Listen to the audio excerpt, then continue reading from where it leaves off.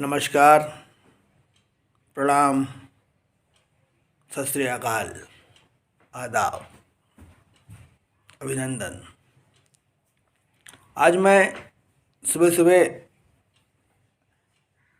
गाड़ी में सीएनजी डलवाने के लिए एक पेट्रोल पंप पे गया था।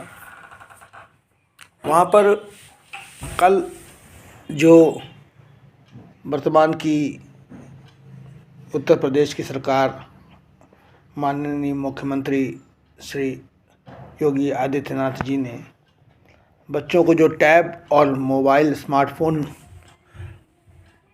दिया है, उस पर पेट्रोल पंप पे खड़े लोग चर्चा कर रहे थे। मैं उनकी चर्चा को सुन रहा था। मैंने लोगों के व्यूज़ सुने और मैंने पाया कि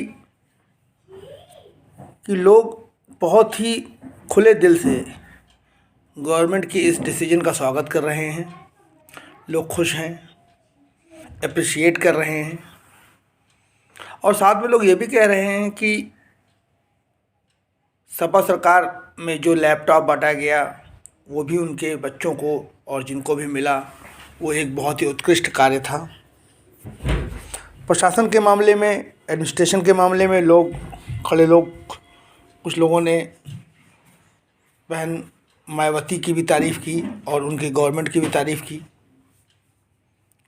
तो मैं ये पा रहा हूँ कि पब्लिक बहुत ही स्मार्टली सारी पार्टियों को देख रही है और उनको सारे उत्कृष्ट कार्य पसंद आते हैं, चाहे वो बसपा गवर्नमेंट के हों, चाहे सपा गवर्नमेंट के हों, चाहे वो भाजपा गवर्नमेंट के हों। तो जिस प्रकार की डिबेट टीवी पर चलाई जाती है वह मुझे ऐसा लगता है कि वास्तविकता नहीं है। वास्तविकता ये है कि चाहे कोई भी गवर्नमेंट रही हो, उसके जो उत्कृष्ट कार्य होते हैं उसे लोग पसंद करते हैं, उसे लोग याद रखते हैं।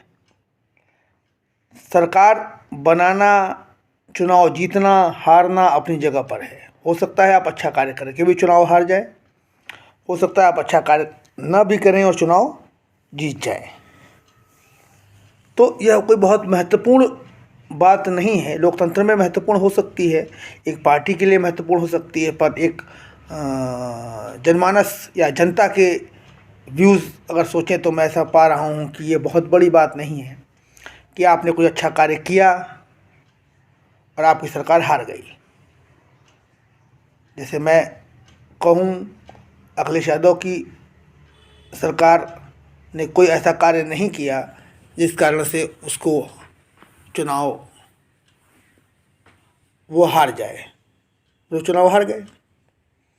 और वर्तमान सरकार ने भी कोई ऐसा कार्य नहीं किया जिससे कि मैं ये कहूँ कि सरकार परिवर्तित होगी।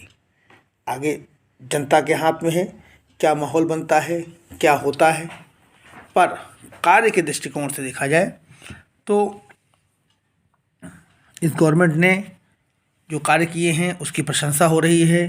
अखिलेश जी ने जो कार्य किए थे उसकी भी प्रशंसा हो रही है और मायावती जी ने जो कार्य किए थे उसकी भी लोग प्रशंसा कर रहे हैं। यह मात्र एक पेट्रोल पंप या एक सीएनजी पंप पर जाकर कुछ लोगों की व्यूज़ सुनने के बाद मेरे विचार नहीं है। मैं ये पाता हूँ कि ज़्यादातर लोगों के यह विचार है।